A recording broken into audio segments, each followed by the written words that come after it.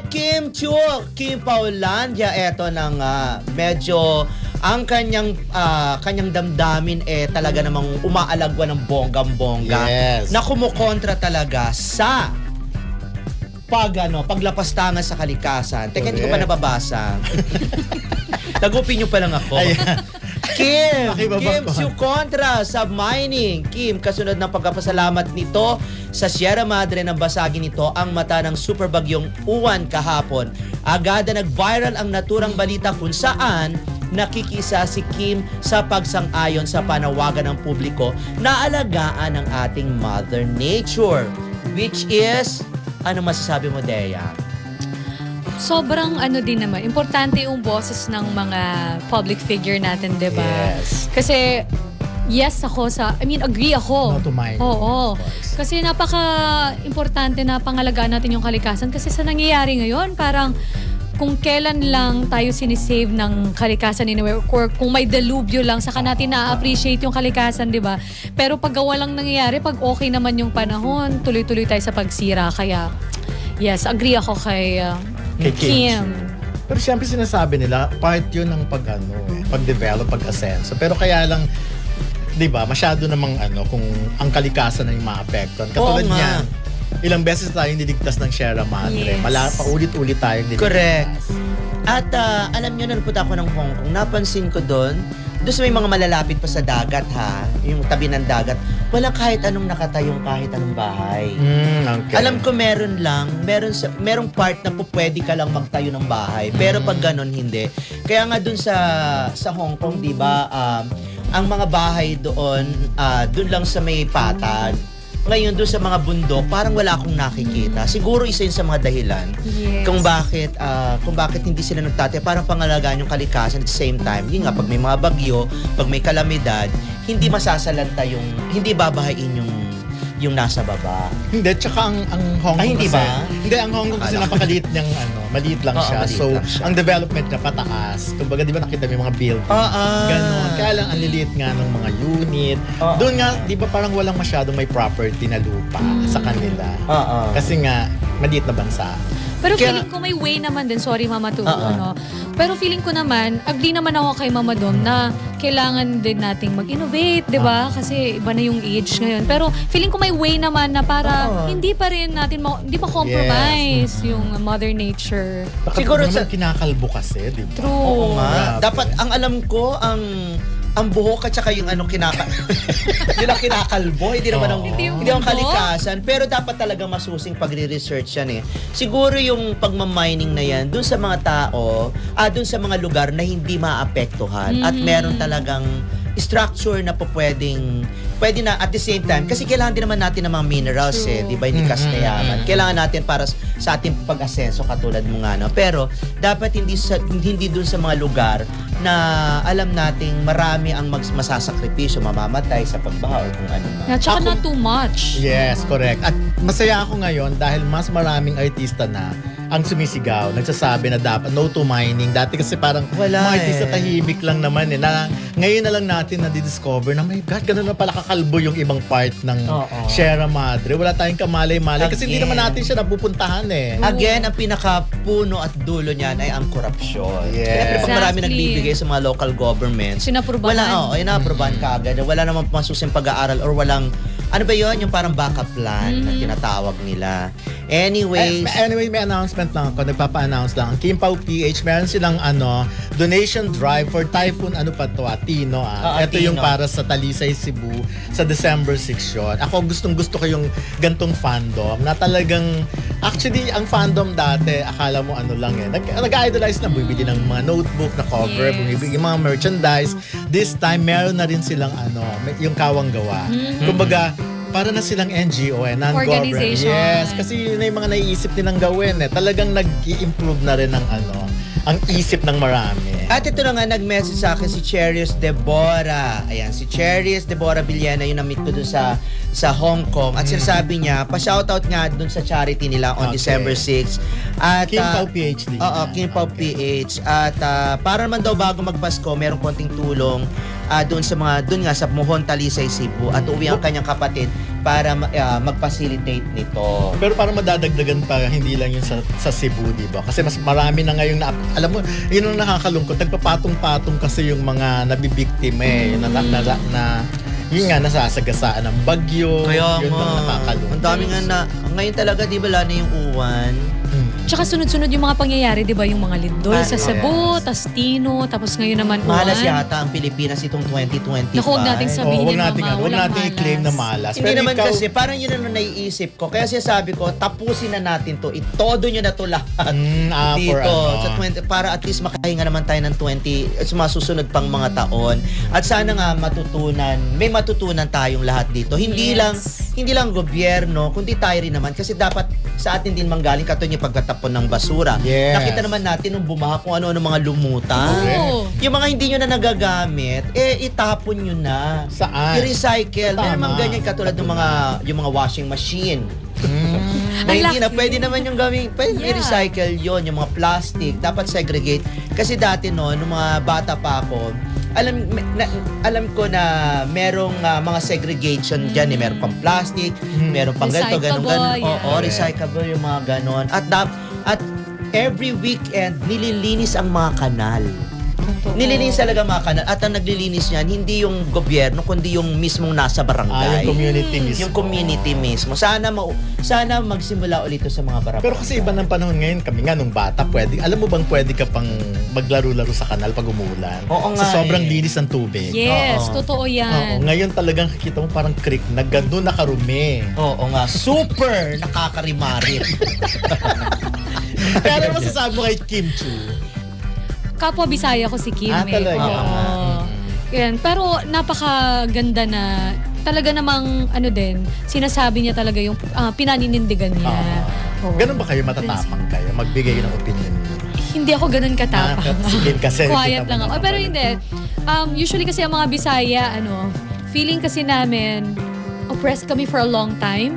Kaya nung nagkaroon ng social media, parang mas nagkakaroon kami ng boses. Okay. Ayan. Oo nga, magaganda talaga mga Cebuana ka. Davao ka, Davao yan. Magaganda talaga sila dun, Oo. Siyempre magaganda rin naman yung mga nandito sa AM Mini.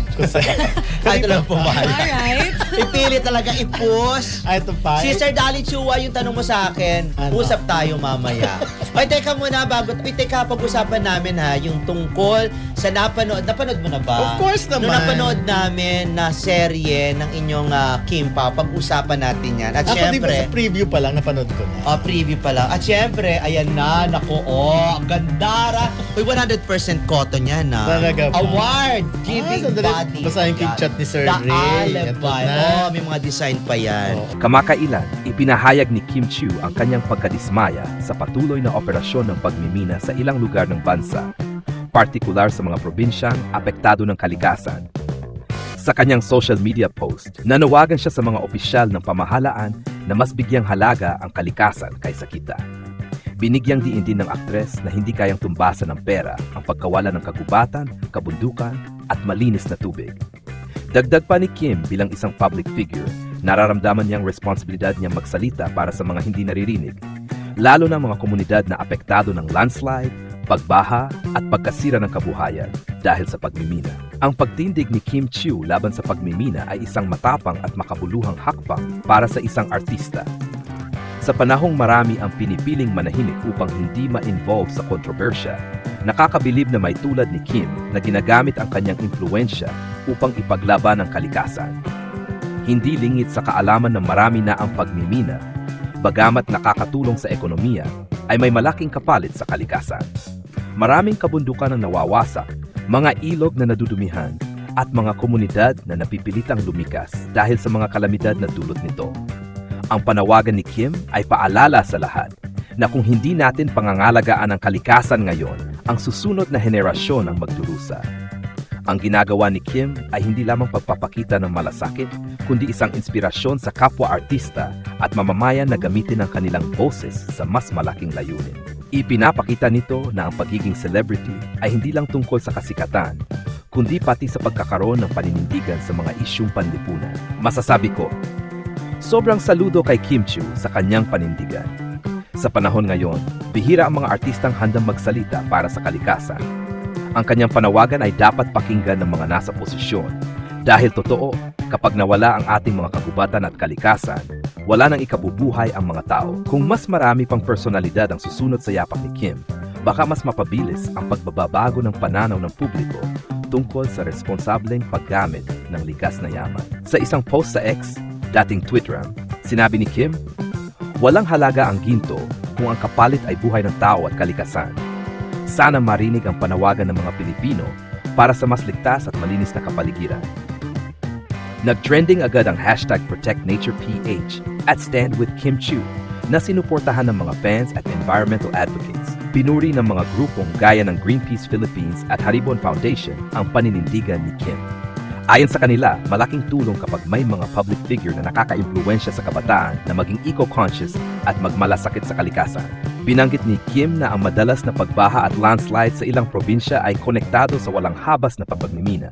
Aniya, hindi to simpleng issue ng negosyo. Issue ito ng kaligtasan at kinabukasan ng mga Pilipino. Marami ang pumuri kay Kim sa kanyang katapangan, ngunit may ilan ding nagsabing dapat daw munang pag-aralan ang kabuuang epekto ng pagmimina sa ekonomiya.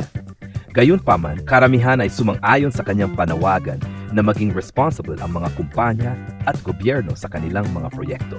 Ayon sa mga malalapit sa kanya, balak ni Kim na makipag-collab sa isang environmental campaign para magtanim ng puno at tumulong sa mga komunidad na naapektuhan ng pagmimina.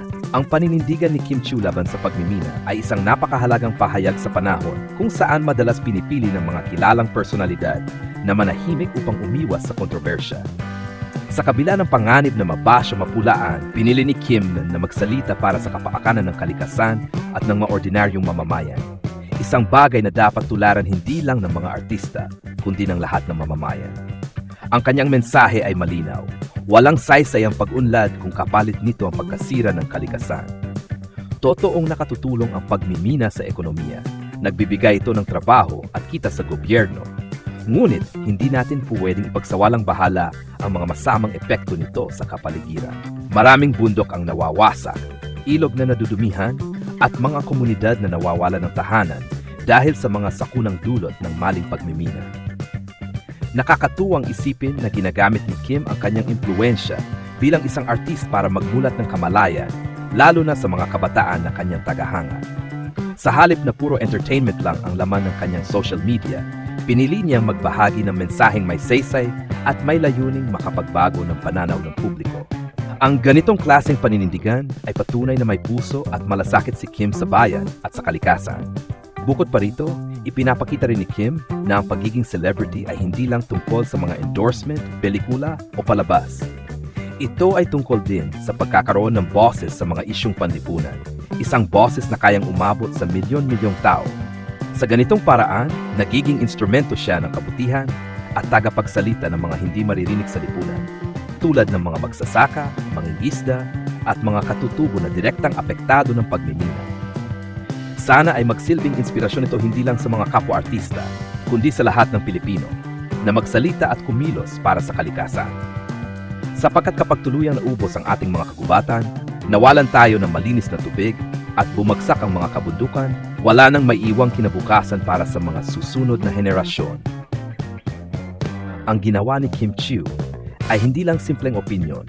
Ito ay isang pagtindig na may puso at prinsipyo. Sa panahon ng katahimikan at takot, si Kim ay naging boses ng kalikasan. Ang masasabi ko sa balitang Kim Chiu kontra sa pagmimina ay napakaganda at napakahalagang hakbang ito mula sa isang sikat na personalidad. Sa panahon ngayon, kung saan madalas ang mga artista ay nagiging tahimik sa mga sensitibong issue, si Kim Chiu ay nagpapakita ng tapang at malasakit, hindi lang sa mga tao, kundi sa buong kalikasan. Ang kanyang panindigan ay sumasalamin sa tunay na pagkatao niya bilang makabayan at may malasakit na Pilipina. Hindi madali para sa isang public figure na magsalita laban sa malalaking negosyo o proyektong may impluwensya. Pero pinili ni Kim na gamitin ang kanyang boses para sa kabutihan. Ipinapakita nito na hindi lang siya artista, kundi isang mamamayang may puso para sa kapaligiran at sa mga mahihirap na naapektuhan ng pagkasira ng kalikasan. Bukod pa rito, ang kanyang panawagan ay timely at makabuluhan, lalo na sa harap ng patuloy na paglala ng mga sakunang dulot ng climate change at walang habas na pagputol ng mga puno. Ang pagmimina ay may kaakibat na responsibilidad at ang mensahe ni Kim ay paalala dapat tayong lahat maging responsable sa paggamit ng likas na yaman. Para sa akin, ang ginawa ni Kim Chiu ay isang malaking inspirasyon sa publiko, lalo na sa mga kabataan na tumitingala sa kanya. Sa isang simpleng pahayag, nagawa niyang pag-isahin ang damdamin ng maraming Pilipino na nagmamahal sa kalikasan. Sa madaling sabi ang masasabi ko, si Kim Chiu ay hindi lang artista, isa siyang tunay na tagapagtanggol ng kalikasan. Ang kanyang tapang at malasakit ay dapat pahalagahan at suportahan ng lahat.